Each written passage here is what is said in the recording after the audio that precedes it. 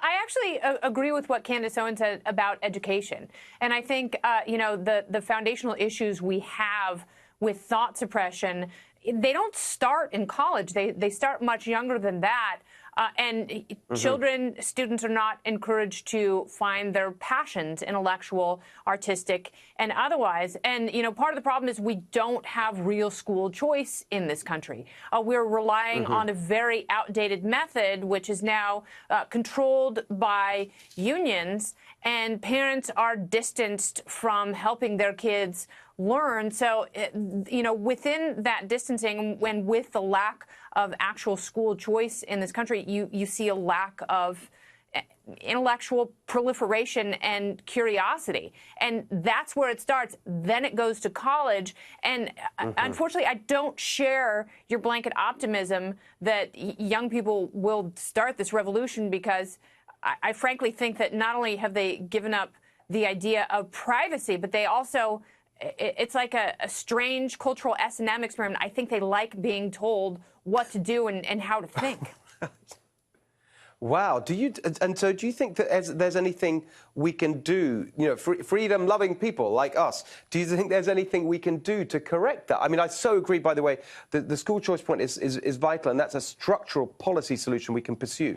But apart from that, is there anything we can do to get them to be more freedom-loving? Yes. Fight like hell. Talk to your kids. It is so critical that we continue to parent and don't rely on indoctrination in schools. You have to be there to have the hard discussions with your kids, not just about sex, drugs, and rock and roll, but about politics and self-ownership and individualism and fighting for what you believe in. And, unfortunately, with the form of mind control that we project onto our kids sometimes in schools, there is a bit of a gulf. And we have to fight at that level and then, teach our kids how to be warriors for freedom and thought. Yes. There you go. I so agree. Marjorie, look, I'm sorry to put it like this, but aren't you embarrassed at the way that the left and the Democrats have just become so intolerant? Well, I don't own what any person out there is doing or saying, regardless of party. What I think that we're missing right now is civility, not name-calling, not labeling, not making blanket statements about what one party or one person believes. I think what we're lacking right now is empathy. And that means the ability to not just look at things from our own perspective, but to see them from many, because I think there are lots of different theories of thought. As Candace was laying out, she's got her own ideas about, what the plight of the Black community is and what their challenges are today. But I think one Black person's experience is not the same as another's, in the same way one woman's experience is not the same as another's.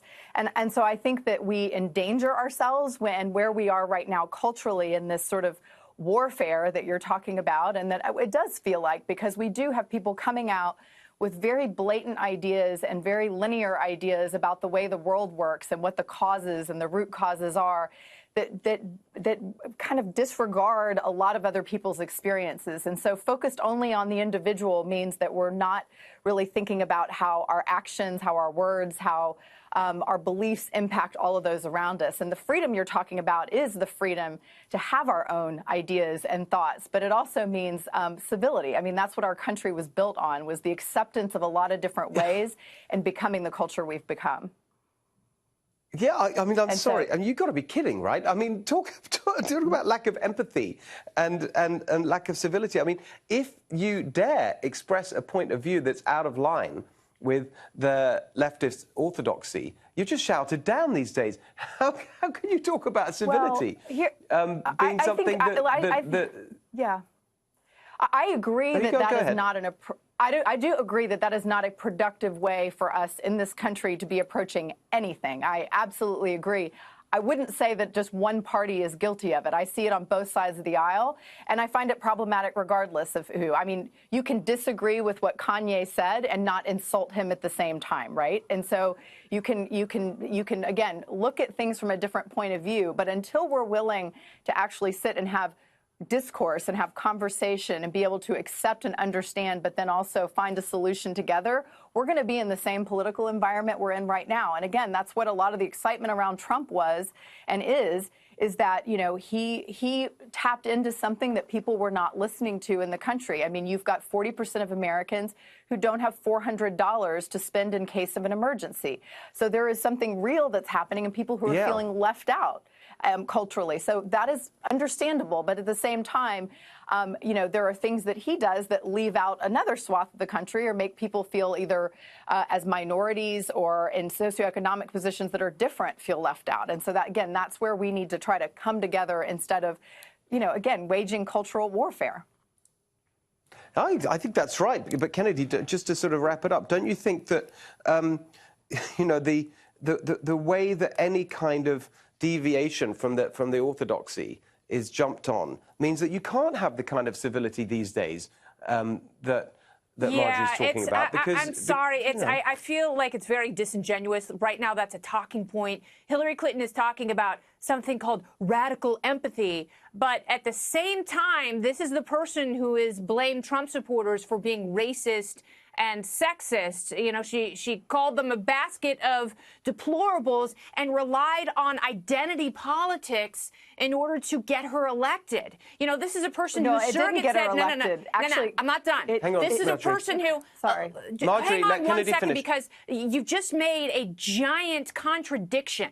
Because you have Hillary Clinton's surrogate saying there's a special place in hell for women who don't support each other. So you have to think as a group, as a cluster, and you're saying we have to have empathy for our individual experiences, yet at the same time, we can't just rely on individuals and individual thought. That actually makes no sense. And I think most people don't buy it because when you say the word empathy, you don't actually mean it. Well, I do mean it. And actually, great debate, Marjorie. I'm so sorry we don't have time to have. Kennedy was responding to your point, so I think that was a reasonably fair way to leave the debate. Thank you both very much.